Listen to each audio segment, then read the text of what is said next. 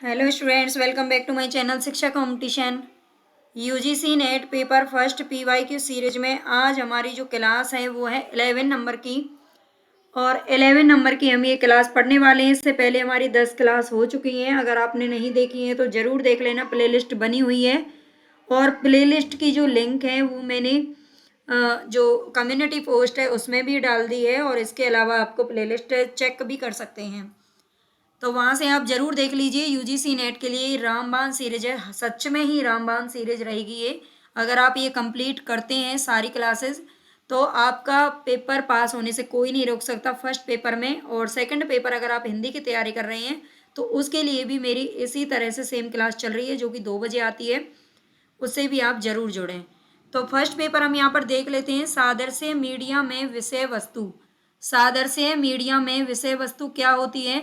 Non linear यानी कि गैर रेखीय होती है, रेखीय होती है, या संवादात्मक होती है, या अनुकूलित होती है। सादृश्य मीडिया में विषय वस्तु कैसी होती है? तो हमें इसका सही आंसर बताना है, जो कि ये रेखीय होती है। सादृश्य मीडिया में विषय वस्तु कैसी होती है? तो ये रेखीय होती है, इसका ध्यान रखना है। नेक्स्ट क्वेश्चन है हमारे यहाँ पर, निम्नलिखित में कौन सा कथन तार्किक रूप से कोई प्राध्यापक भौतिकवादी नहीं है? मतलब कौन सा कथन है जो कि समतुल्य है?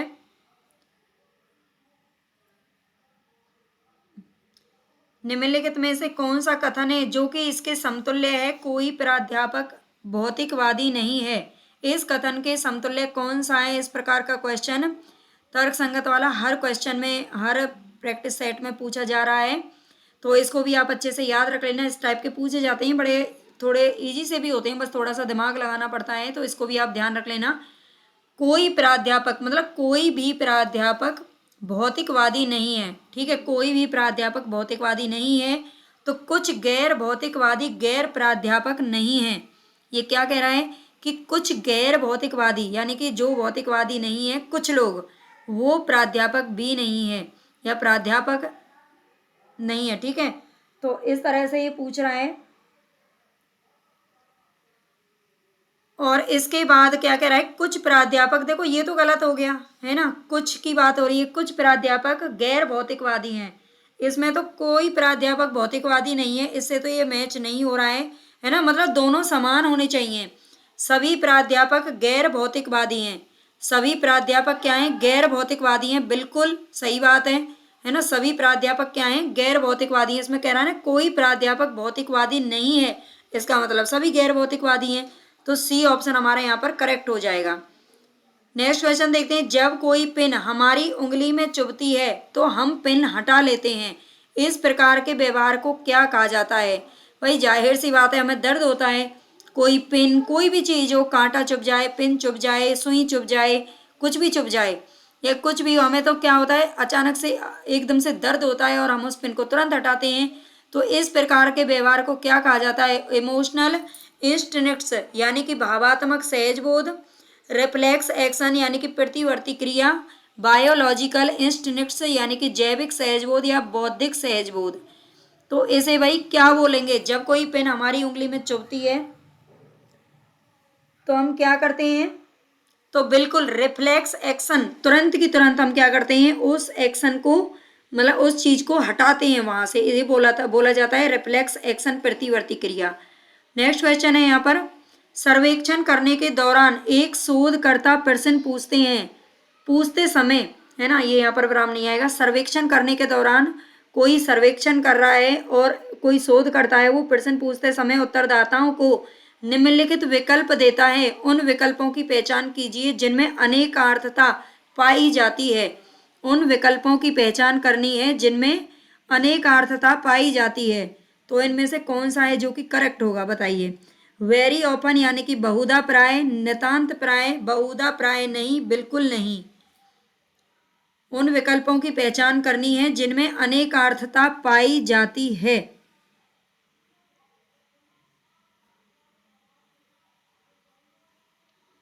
तो इनमें से कौन सा है जो कि बिल्कुल हमारा सही होगा? एक शोधकर्ता प्रश्न पूछते समय उत्तरदाताओं से को निम्नलिखित विकल्प देता है, ये विकल्प उन्होंने दिए और उन विकल्पों की पहचान करनी है जिनमें अनेकार्थता होती है। तो बहुधा प्राय, नितांत प्राय या बहुधा प्राय नहीं, ये तीनों ही ऑप्शन है जो हमारे यहाँ पर क्या है, करेक्ट है, इसलिए हमारा जो ए ऑप्शन है वो यहाँ पर सही हो जाएगा। नेक्स्ट क्वेश्चन है, निम्नलिखित में से भाई एक चीज़ मैं आपसे रिक्वेस्ट करती हूँ, अगर आपको क्लास पसंद आती है तो आप प्लीज़ ज़्यादा से ज़्यादा शेयर करें, सब्सक्राइब करें और लाइक भी कर दिया करो। अगर जितने बच्चे आप देखते हो, 9-10 बच्चे जो भी देख रहे हैं, थोड़ा सा बीच में मैंने कुछ दिन क्लास नहीं डाली थी, तो उसकी वजह से क्या है, थोड़ा सा जो चैनल है वो मतलब पीछे चला गया है, तो प्लीज़ आप चैनल को दोबारा से सपोर्ट करिए ताकि ये मतलब उसी लाइन पे आ जाए, है ना। तो निम्नलिखित में से कौन सी प्रतिगप्तियां इस प्रकार से संबंधित हैं कि वे दोनों सही नहीं हो सकती हैं यद्यपि वे दोनों गलत हो सकती हैं। कौन सी प्रतिगप्तियां हैं जो कि इस प्रकार से संबंधित हैं जो कि वे दोनों सही नहीं हो सकती, है ना। दोनों गलत तो हो सकती हैं लेकिन दोनों सही नहीं हो सकती हैं। कोई प्राध्यापक भौतिकवादी नहीं है, ये कह रहा है कि कोई प्राध्यापक भौतिकवादी नहीं है, पहले का ये मतलब है। कुछ प्राध्यापक भौतिकवादी हैं, दूसरा वाला ये कह रहा है कुछ प्राध्यापक हैं जो भौतिकवादी हैं, सभी प्राध्यापक भौतिकवादी हैं, तीसरा ये कह रहा है ना। ये इस तरीके से आप इनको कर सकते हो। कुछ प्राध्यापक भौतिकवादी नहीं हैं, कुछ प्राध्यापक भौतिकवादी हैं, तो इसका मतलब कुछ प्राध्यापक हैं जो कि भौतिकवादी नहीं हैं, है ना। ये दोनों यहाँ पर क्या कर रहे हैं, मैच कर रहे हैं, और इनको हम देख लेते हैं एक बार। कोई प्राध्यापक भौतिकवादी नहीं है और सभी प्राध्यापक भौतिकवादी हैं, ये क्या कह रहा है भाई।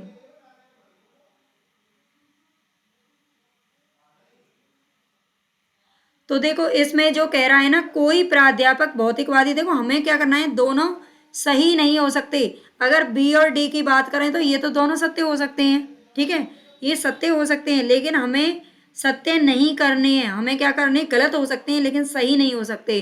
तो ए और सी ऐसा ऑप्शन है, कोई प्राध्यापक भौतिकवादी नहीं है, कोई भी नहीं है, इसका मतलब ये दोनों हैं, ठीक है। और सभी प्राध्यापक भौतिकवादी हैं, ये तो ये कह रहा है सभी प्राध्यापक, तो ये दोनों तो क्या हो गए, एक दूसरे के अपोजिट हो गए, और अपोजिट को ही हमें ढूंढना है, इसका मतलब हमारा ए बिल्कुल करेक्ट है यहाँ पर, है ना। मेरी तरह कंफ्यूज मत हो जाना, मुझे लगा पहले कि दोनों को सही छांटना है, क्योंकि आज तक हम ऐसे ही क्वेश्चन करते आए हैं, थोड़ा सा डिफरेंट दे दिया है।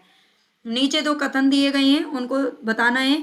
आर एस पी एम वैसे निलंबित कणकीय पार्टिकुलेट पदार्थ मैटर यानी कि एसपीएम है जिनका वायु गति की एरोडायनेमिक डायनेमिक डायमीटर 10 माइक्रोन से अधिक होता है। ये क्या कह रहा है भाई, आर एस पी एम वैसे निलंबित कणकीय पदार्थ हैं, वैसे तो निलंबित कणिकीय पदार्थ हैं, सीधा सीधा समझो, आर एस पी एम जिनका वायु गति की डायमीटर कितना होता है, 10 माइक्रोन से अधिक होता है, ठीक है। और दूसरा कथन दे रखा है, सूक्ष्म कण वैसे एसपीएम होते हैं जिनका वायु गति की डायमीटर 2.5 यानी कि 2.5 माइक्रोन से कम होता है। तो इनमें से कौन सा सही है और कौन सा गलत है वो हमें यहाँ पर बताना है। तो इसमें से कौन सा है जो कि सही हो जाएगा। देखो आरएसपीएम वाला यहाँ पर क्या है, असत्य है। आरएसपीएम वाला यहाँ पर क्या है, असत्य है, ये सही नहीं है, लेकिन जो दूसरा वाला है ना वो सही है, ये गलत है। इसका मतलब डी हमारा यहाँ पर जो ऑप्शन है वो करेक्ट है। इस प्रकार के क्वेश्चन आते हैं, कथनों वाले काफ़ी ज़्यादा पूछे जाते हैं, इनको अच्छे से पढ़ना। जल की कठोरता के संबंध में निम्नलिखित में से कौन सा कथन सही है। जल कठोर जल और मृदु जल, दो प्रकार का जल होता है, तो इनमें से कौन सा सही दे रखा है यहाँ पर बताइए। यह कैल्शियम और मैग्नीशियम के आयनों के कारण होती है, जो कठोरता होती है जल के अंदर, वो कह रहा है कि ये कैल्शियम और मैग्नीशियम के आयनों के कारण होती है।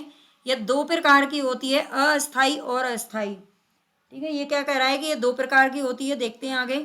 स्थायी कठोरता को जल को गर्म करके आसानी से दूर किया जा सकता है। कठोरता गर्म पानी के पाइप प्रणाली में पपड़ी का कारण बनती है। जो जल की कठोरता होती है उसके कारण क्या होता है, गर्म पानी के पाइप प्रणाली में पपड़ी का कारण बनती है। कठोरता साबुन की खपत को कम करती है, साबुन की खपत को क्या करती है, कम करती है। तो जो जल का कठोर जल होता है उसमें तो देखो साबुन वैसे भी लगता नहीं है ना, साबुन उसमें क्या होता है, झाग नहीं बनाता और अच्छे से कपड़े को साफ नहीं करता, ये कठोर जल के लिए बोला जाता है। तो इनमें से हमें अब छांटना है कि कौन सा हमारा ऑप्शन सही है और कौन सा गलत है। तो देखें हम यहाँ पर, देखो खपत को कम करती है, ये तो गलत हो गया। खपत को कम नहीं करती बल्कि खपत को बढ़ाती है साबुन के को, है ना। कितना भी साबुन घिस लो तुम, वहां पे कपड़े साफ ही नहीं होते हैं। कठोरता गर्म पानी के पाइप प्रणाली में पपड़ी का कारण बनती है। एक तो ये वाला बिल्कुल सही है, ठीक है, ये वाला क्या है, सही है। और स्थायी कठोरता को कैसे दूर कर देंगे? अगर टेम्पोरेरी है कठोरता, ठीक है, टेम्पोरेरी है। परमानेंट का मतलब होता है स्थायी, स्थायी को तो हम दूर कर ही नहीं सकते, जो टेम्पोरेरी होती है उसको दूर कर सकते हैं बस। इसके अलावा यह मैग्नीशियम और मैग कैल्शियम और मैग्नीशियम के आयनों के कारण होती है, बिल्कुल सही बात है। जो जल में कठोरता होती है वो कैल्शियम और मैग्नीशियम के आयनों के कारण होती है। दो प्रकार की होती है, अस्थाई और स्थाई। ये तीन चीजें हमारी यहाँ पर सही हैं, ठीक है, ए बी और डी, यानी कि बी ऑप्शन यहाँ पर हमारा राइट है। चलते हैं नेक्स्ट क्वेश्चन की तरफ। ये क्या कह रहा है? पाश्चात्य संचार अवधारणा किससे अभिलक्षित होती है? अभिलक्षित होती है। पाश्चात्य संचार अवधारणा किससे अभिलक्षित होती है? तो ये बहुदिशात्मकता, पॉलीडायरेक्शनलिटी और एक दिशात्मकता, है ना, यूनिडायरेक्शनलिटी, अर्थांतरण, संदेश केंद्रिकता या सुनम्य अनुक्रमण, फ्लेक्सिबल स्क्वेंसिंग। तो इनमें से बताइए पाश्चात्य संचार जो अवधारणा होती है वो किससे अभिलक्षित होती है? तो यहाँ पर कौन सा हमारा सही होगा? देखो ये क्या होती है, पाश्चात्य संचार जो अवधारणा है, एक तो होती है यूनिडायरेक्शनलिटी, ठीक है, एक दिशात्मकता, ठीक है, ये क्या होती है, एक दिशात्मकता। बी सही है हमारा, बी हमारे इसमें है। और सी भी सही है, transfer of meaning, transfer of meaning अर्थांतरण, ये भी सही है। और इसके अलावा हमारा ई फ्लेक्सिबल स्क्वेंसिंग, यानी कि सुनम्य अनुक्रमण, ये भी सही है। तो बी ऑप्शन हमारा यहाँ पर करेक्ट हो जाएगा। नेक्स्ट क्वेश्चन पढ़ते हैं।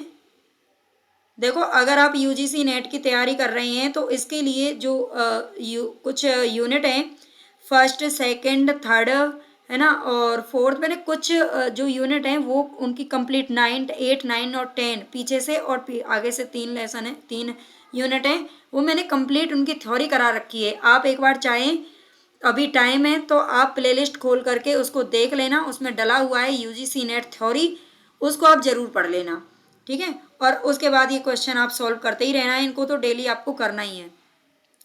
निम्नलिखित में से कौन सा परिवर्णी शब्द युग्म जिसका विस्तार गलत सुमेलित है वो यहाँ पर बताना है। गलत सुमेलित कौन सा है, मतलब जो फुल फॉर्म जिसकी सही नहीं है वो बताना है।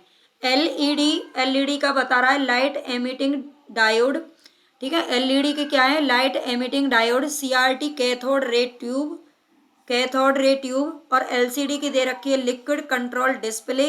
वीडीयू की दे रखी है वीडियो डिस्प्ले यूनिट। अब इनमें से बताना है कौन सा सही नहीं है।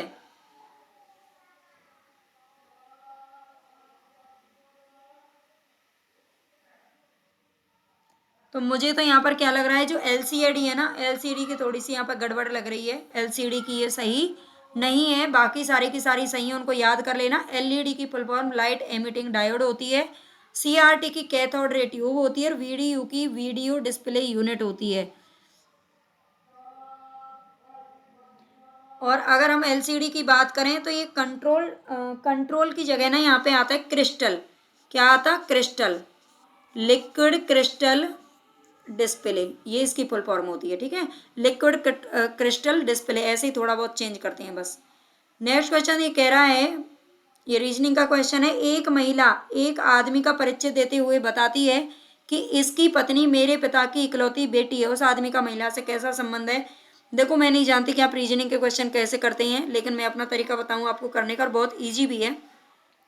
आप जब भी इस तरह के, अगर ये रिश्ते वाले, है ना, रिलेशन वाले अगर क्वेश्चन आप करते हो सॉल्व, तो आप अपने आप से जोड़ा करो, ये अपने आप से जोड़ा करो, ठीक है। अगर आप अपने आप से उसको जोड़ के देखेंगे ना तो बहुत जल्दी इसका आंसर निकल जाता है और बिल्कुल एकदम करेक्ट निकलेगा, और एक क्वेश्चन आप अच्छे से 1 नंबर ले जाओगे। एक महिला है, कोई एक महिला है और एक आदमी का परिचय दे रही है। मान लीजिए कि मैं हूँ, मैं किसी का परिचय दे रही हूँ और बोलती हूँ कि इसकी जो पत्नी है ना, इसकी जो पत्नी है वो मेरे पिता की इकलौती बेटी है। इसकी जो पत्नी है वो मेरे पिता की इकलौती बेटी है। उस आदमी का महिला से कैसा संबंध है? बिल्कुल 1 सेकंड में समझ में आ गया। मान लीजिए मैं हूँ, मैं अपने पति के बारे में बात कर रही हूँ, है ना, और किसी से बता रही हूँ कि मेरे पति, मतलब पति की पत्नी तो मैं ही हो गई, तो मेरे इसकी जो पत्नी है उसकी, मतलब आदमी की मैं पत्नी हो गई, और मेरे पिता की मैं इकलौती बेटी हूँ। सीधी सी बात है। तो उस आदमी का महिला से कैसा संबंध है भाई? पति का संबंध है। पति, पति दे रखा है इसमें, है ना, बिल्कुल करेक्ट है। ने आप ऐसे ही करिए। मैं तो हमेशा से रिलेशन, मुझे वैसे तो समझ में मतलब आ जाते हैं, लेकिन क्यों इतना दिमाग लगाना? आप सीधा सीधा अपने आप से रिलेट करके पढ़िए। पढ़ते भी होंगे बहुत सारे बच्चे ऐसे, है ना, उससे जल्दी समझ में आता है। Given below are two statements, नीचे 2 कथन दिए गए हैं। कथन फर्स्ट कह रहा है, प्राचीन श्री धन्य कटक विश्वविद्यालय यमुना नदी के किनारे पर स्थित था। ये कह रहा है कि प्राचीन श्री धन्य कटक विश्वविद्यालय ये यमुना नदी के किनारे पर स्थित था।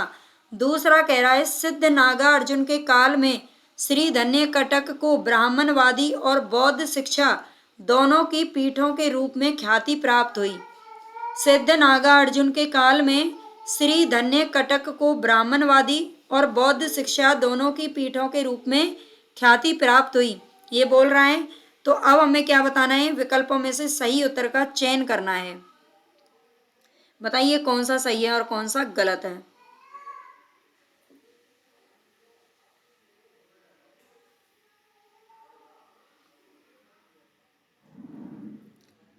तो यहाँ पर देखिए, एक जो ऑप्शन है ना, वो हमारा थोड़ा सा इंग्लिश में, इंग्लिश क्योंकि इसमें साथ में इंग्लिश आती है, मैं बस उसको बाद में डिलीट कर देती हूँ, कुछ को रखती हूँ जो जरूरी है ना, करनी पड़ती है, क्योंकि फिर स्क्रीन पर दिखाई नहीं देता, बहुत हौच-पौच सी हो जाती है, भर जाता है पूरा फ़ोन, है ना, और फिर बच्चों को समझ में नहीं आता, बड़ी मतलब इरिटेटिंग सी होती है, तो इसलिए मैं उसको हटा देती हूँ। वैसे इसका जो है आंसर भी यही है, और ये केवल इंग्लिश में है। Statement first is incorrect and but statement second is correct, इसमें यहाँ करेक्ट आ जाएगा, जो कि इसमें लिखा नहीं है।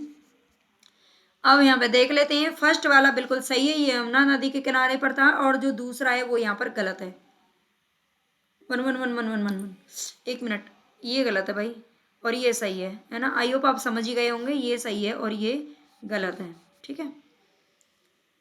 नेक्स्ट क्वेश्चन देखते हैं, बाघों की संख्या में वृद्धि का परिणाम क्या होगा? बाघों की संख्या में वृद्धि का परिणाम क्या होगा? टाइगर्स किलिंग ईच अदर, बाघ आपस में एक दूसरे को मार देंगे, बाघ मर जाएंगे, बाघ निकटवर्ती खेतों एवं गांवों के लिए खतरा बन जाएंगे, बाघ अपने स्वयं के शावकों को खा जाएंगे। अगर बाघों की संख्या में वृद्धि हो गई, मैं आपको बता देती हूँ, वैसे मैं ये लास्ट क्वेश्चन, चलो मैं आपको इसको करा देती हूँ। हालांकि ये ना एक पैसेज था, तो पैसेज नहीं किया, ये मैंने जो क्लास है वो मैंने खुद ने नहीं बनाई, मैंने किसी से बनवाई है।